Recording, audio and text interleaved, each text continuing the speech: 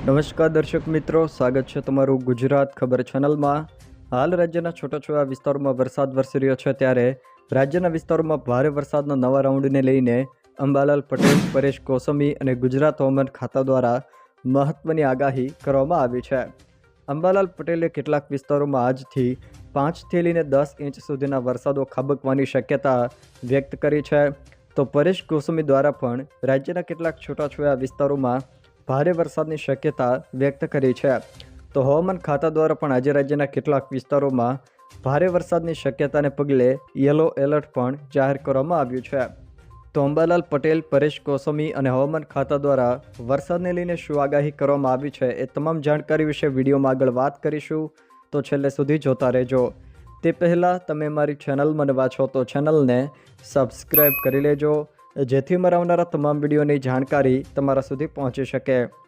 સૌથી પહેલાં વાત કરીએ તો હવામાન નિષ્ણાત પરેશ ગોસ્વામીએ ગુજરાતમાં વરસાદ અને હવામાનની સ્થિતિ અંગે મહત્વપૂર્ણ માહિતી આપી છે।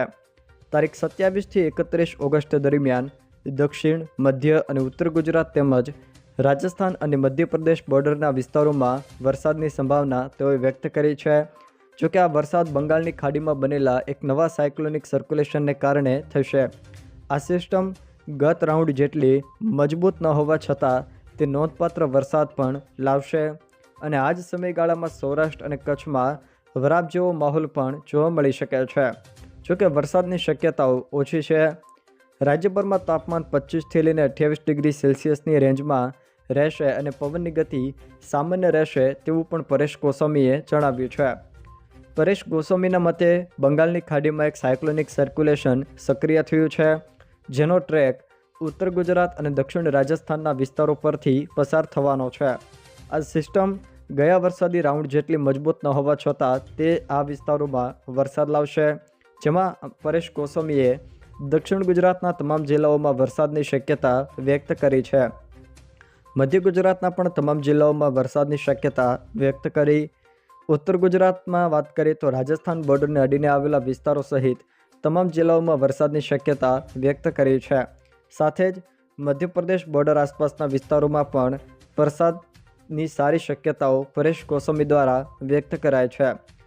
જોકે સૌરાષ્ટ્ર અને કચ્છના વિસ્તારોની વાત કરીએ તો ત્યાં વરસાદની શક્યતાઓ ઓછી છે, ત્યાં છૂટાછવાયા ઝાપટા પડી શકે છે, પરંતુ મોટા વરસાદની સંભાવના તેઓએ વ્યક્ત નથી કરી।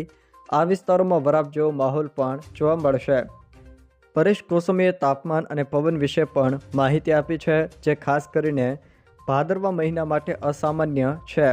સામાન્ય રીતે ભાદરવામાં ગરમી અને બફારો વધુ હોય છે, પરંતુ તારીખ 16થી લઈને 24 ઓગસ્ટના વરસાદ બાદ વાતાવરણમાં ઠંડક આવી છે, જે જળવાઈ રહેશે તેવું તેમણે જણાવ્યું છે। તે સિવાય જો મિત્રો વાત કરવામાં આવે તો અંબાલાલ પટેલ દ્વારા પણ વરસાદને લઈને મહત્વની જાણકારી આપવામાં આવી છે। અંબાલાલ પટેલની આગાહી મુજબ વરસાદી માહોલ સપ્ટેમ્બર મહિનાની શરૂઆતમાં પણ શરૂ રહેશે। સપ્ટેમ્બરના અંતમાં પણ ભારે વરસાદની સંભાવનાઓ છે। ખાસ કરીને નવરાત્રિના તહેવાર દરમિયાન વરસાદ ખેલૈયાઓના રંગમાં ભંગ પાડી શકે છે। તેઓની આગાહી મુજબ નવરાત્રિની શરૂઆતમાં ગરમી રહેશે, ત્યારબાદ વાદળછાયું વાતાવરણ રહેશે અને અંતિમ નોરતાઓમાં વરસાદ પણ પડી શકે છે, જેનાથી ગરબાના આયોજનો પર પણ અસર પડી શકે છે। હવામાન નિષ્ણાત અંબાલાલ પટેલની આગાહી મુજબ 30 સપ્ટેમ્બર બાદ ચોમાસું રાજ્યમાંથી વિદાય લેશે।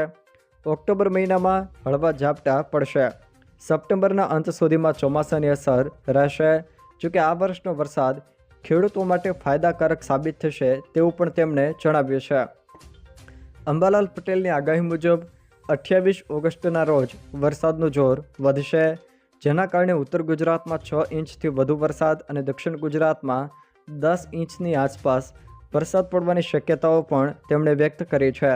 આ ભારે વરસાદના કારણે તાપી, નર્મદા અને સાબરમતી જેવી નદીઓમાં જળસ્તર વધી શકે છે। તેમણે સપ્ટેમ્બર મહિનામાં અને નવરાત્રિના દિવસોમાં પણ વરસાદની શક્યતાઓ વ્યક્ત કરી છે। તે સિવાય જો મિત્રો વાત કરવામાં આવે તો ગુજરાત હવામાન ખાતા દ્વારા પણ આજે રાજ્યના કેટલાક વિસ્તારોમાં ભારે વરસાદની શક્યતાઓ વ્યક્ત કરી છે। હવામાન ખાતાની આગાહી પ્રમાણે આજે મહીસાગર, દાહોદ, પંચમહાલ, વડોદરા, ભરૂચ, છોટાઉદેપુર, નર્મદા, તાપી, સુરત, ડાંગ, નવસારી, વલસાડ, દમણ અને દાદરાનગર હવેલીમાં ભારે વરસાદની શક્યતા વ્યક્ત કરાઈ છે, જેને પગલે યલો એલર્ટ પણ આપવામાં આવ્યું છે। જોકે તે સિવાય રાજ્યના બાકી રહેતા જિલ્લાઓમાં છૂટાછવાયા સ્થળોમાં સામાન્ય છાંટાછૂટીથી હળવા ઝાપટા પણ વરસી શક્યા છે। જો દર્શક મિત્રો આ વિડીયો તમને પસંદ આવ્યો હોય તો વિડીયોને લાઇક કરો, તમારા મિત્રો સાથે શેર કરો અને જો તમે અમારી ચેનલમાં નવા હો તો ચેનલને સબસ્ક્રાઈબ જરૂર કરજો, જેથી અમારા આવનારા તમામ વિડીયોની જાણકારી તમારા સુધી પહોંચી શકે।